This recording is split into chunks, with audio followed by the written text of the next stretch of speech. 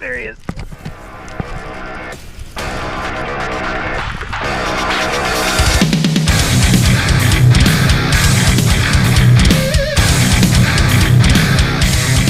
This week's on the water tactic is flipping. It is a crucial way to catch fish this time of year, and honestly it's one of my favorite ways to catch fish. Anybody that likes beating the banks and fishing up shallow should absolutely love flipping. You guys probably already know what I'm talking about. For you new anglers, this video is going to be some really good techniques for y'all. For my experienced anglers who maybe don't flip or would like to learn more about flipping, this video will be great for you guys as well. So what I'm going to do, I'm going to talk about the rod and reel combination. I'm going to talk about the terminal tackle we use, and I'm going to talk about the time of year, what kind of cover I look for, and what I'm specifically fishing whenever I'm flipping. So let's start off with rod reel combination. Anytime I'm flipping heavier cover or I'm flipping wood along the bank and I'm trying to flip fast and cover water, I use a 7'4" to a 7'8" medium heavy or a heavy rod with a fast action tip. A moderate tip will work just fine, but honestly a fast action tip in my opinion works better because it's more sensitive. You can feel what you're falling through a lot better, and you can feel a lot of those key bites right as soon as they happen. So to me, a fast action tip is extremely important. When it comes to the reel combination, or the reel that I use, I always use a high speed reel, 7/6-1, 8/1-1, 9/1-1. I know a few guys that even go up to a 10/1-1, but I really wouldn't go below anything 7/1-1, and that's for several different reasons. Number one, whenever you're flipping, you're trying to cover water, right? This is a mix between finesse fishing and power fishing. You're trying to cover water, you're trying to be time efficient, and you're trying to pick apart holes. So even if you're not covering a lot of area, you're trying to cover a lot of stuff within a small area. So the quicker you can get your bait out and retrieve it back to you, the better off you are, because you're not really fishing for finesse bites, you're fishing for reaction bites. You're fishing for bites where the fish is caught off guard by your bait and it bites out of a reactionary sense most of the time. So that's your rod reel combination. Another reason you want a fast reel is because whenever you get those bites, especially if you're fishing around wood or heavy cover, you don't want to give that fish time to wrap you up and stuff and you not be able to retrieve them out of there. That's not good for you because you're not going to catch your fish, and that's not good for the fish because now it's stuck with your tackle in its mouth. The next thing we're going to cover, terminal tackle.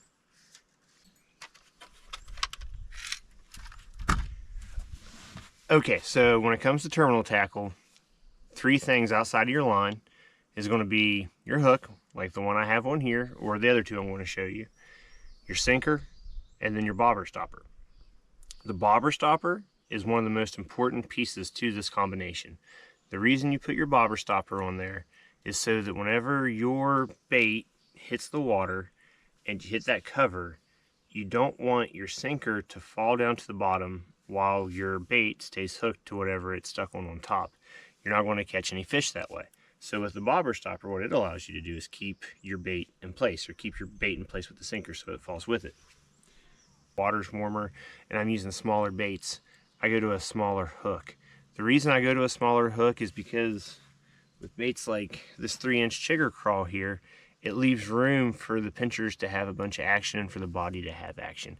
If you go with a larger hook like this, for instance, you're going to have more hook than you are bait, and you're not going to get probably any bites at all, to be honest with you, let alone the key bites that you need to be competitive or be efficient on the weekends whenever you're trying to catch fish. The next hook, like I said, is the small hook right here, like the one that I have. This is a EWG hook, and then you have these. A lot of people use these hooks for flipping. I used to when I first started flipping, but honestly, I don't think that I get any more bites or hookups out of this as I do whenever I use a hook like this. Is time of year, conditions, and cover that we're looking for. So cover, we're always looking for heavier cover, wood, laydowns, lily pads, grass, anything that you can't really throw a moving bait through, that you have spots and pockets inside of that you want to pick apart, that's what you want to flip. So I always look for wood, lay area. The reason I keep looking to the left is actually I'll just show you here. So, see, stuff like that right there is what you're looking for when you're wanting to flip.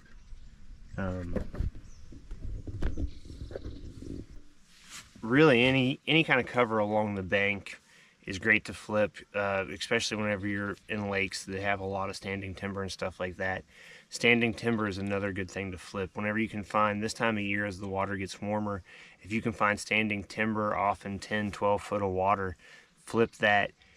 Again, it's unlimited what you can flip, but primarily the cover I go after is wood and laydowns, like what you just saw. Is time of year, and I forgot to say what kind of line I use. I've said it in several videos before, so I apologize for forgetting, but when you're flipping, especially when you're flipping heavy cover, I don't go any lighter than 15-pound test. In the summertime, I use a lot of 15-pound test. In the fall and the spring, I use 20-pound test. I'm not going to say that I do it because I think that the fish are lighter or anything in the summertime. You know, you're taking more of a risk with 15-pound test than you are with 20-pound test, but I think that it helps get a few hookups in the summertime because you're going to be fishing with smaller baits. The water's going to be clear, you know, so 15-pound test in the summer when the water clears up. I'm using smaller baits, 20-pound test whenever I'm using bigger baits and I can get by with it. The heavier the line, honestly, the better. You know, just don't break 22 or 24-pound test. When it comes to time of the year, flipping is good almost as often as you're fishing, right? It's really good pre-spawn. It falls off in the spawn because in the spawn a lot of your fish are on bed. So in the spawn, you know, I'll make a video about bed fishing and spawn fishing for y'all. But when you know, after the spawn's over and you move into the post spawn and the fish are pushing back up on the bank, that's actually when flipping becomes some of its best. Right around the end of the spawn, before summertime, whenever you're still dealing with 75-degree water temperatures, man, that is probably some of the best time to be flipping along the banks. You're going to get some of your biggest flipping hookups that time of year. Whenever it moves into the summertime, flipping is still really good. It's just a little bit more sporadic. A lot of your fish move off of the bank and they go into schools and they go offshore. But you do have resident fish that stay along the banks. During the summer, you're not going to get as many bites flipping, but rest assured you will get some big bites flipping in the summertime. Some of your biggest bites in the summertime can come from flipping because it's a shaded area. This is just like for you, shade is comfortable to the fish. So whenever it gets really hot, they go into shaded areas. That's why you want to flip cover that's really hard to get to. That's why you use heavy weights, heavy line, heavy tackle. And then finally in the fall, I mean, we're right back to what I was talking about whenever it comes to post-spawn. The fish push back up to the banks, the water temperatures are cooler, you can get some of your biggest bites as well flipping then. When it comes to bait selection for flipping, I guess I had more than one thing. When it comes to bait selection for flipping, there's a few different baits I like to use. One is this little Menace grub right here. Believe it or not, that's a really good finesse-ish type of bait to flip, especially this time of year whenever the water gets hotter. It has a really compact profile. It has a subtle action. It's really good this time of year. Another bait that's really good this time of year are these 3.5-inch chigger crawls. They do phenomenal jobs. If you're in an area that has bigger bass, bigger bait fish, the 4-inch chigger crawls work just as good. It's just a lot of the areas that I fish, whenever it becomes warmer, we don't have the big bait fish in the forage here for the bass. So this right here mimics a lot of the bait that you'll see along the shoreline. And it works really good.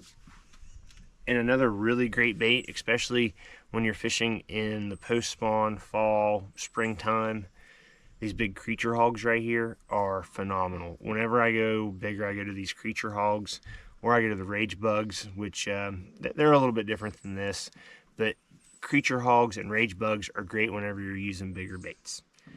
I don't know if there's any more information I really have to share with y'all about flipping. Make sure if you like these videos that you're clicking that like and subscribe button. We really appreciate it. If you have any questions or if there's anything, leave it in the comments. We will make more videos for y'all. So now I'm going to show y'all how I rig this up. I'll even cut the bobber stopper off just so you can see how I rig the bobber stopper. They're not that expensive, so I can afford to waste a few for y'all. So like I said, we're going to change out this hook. Not a big fan of that hook. So push it over, push it through the eye like that right there. And then boop, right there you go, bobber stopper. Then I push my bobber stopper way out of the way. That way I can tie my hook on. Then you put your sinker on. Drop it down through. Then we're going to get my smaller hook here. And we're going to tie a simple Palomar knot. There's a little rough spot. I always cut off the end also that I run my bobber stop through just because it pinches it. So, simple Palomar knot. I know a lot of people like to snail their knot. Not my thing. Not something that I think really gets me a whole lot more bites or hookups. I don't think snailing a knot. I see what the appeal is, but I don't think I've lost any fish because I don't snail a knot, to be honest with you. So, simple Palomar knot. I have a video up on that. Make sure y'all watch it if you have more questions about tying knots. Wet your knot.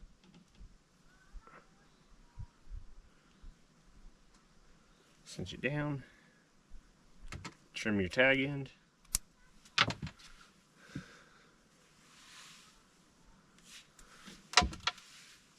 Pull your bobber stopper down tight, like that. Just do a little Texas rig here.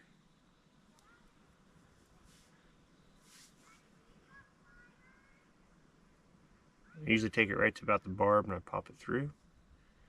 Pull it up. Then right down here by the nose.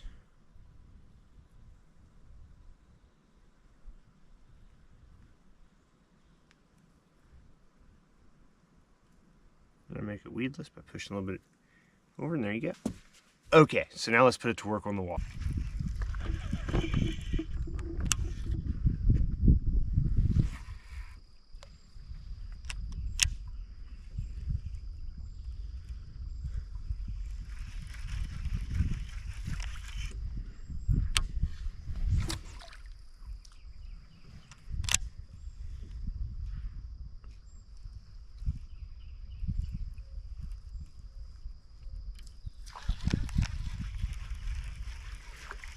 There's gonna be one back in here, maybe. Oh, maybe there already was. Something took an appendage. Something took an appendage off of my rage bug. If we're in a tournament, I'd totally change it out, but I don't think it really makes that big of a difference. I have that one little pincher on there.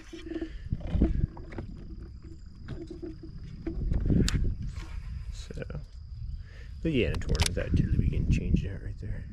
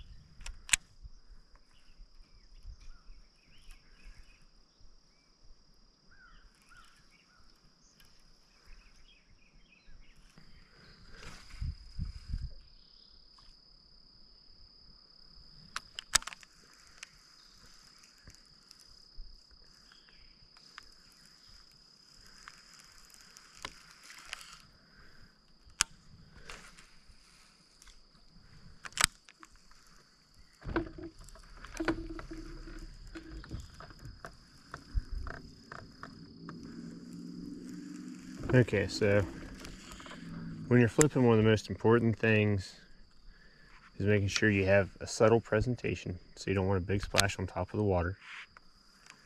You want to work on your accuracy, because a lot of times when you're flipping, these fish are going to be way back in there.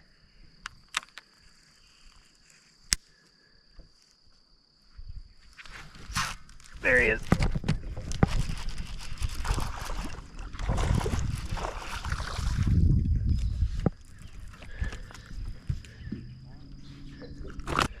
There we go.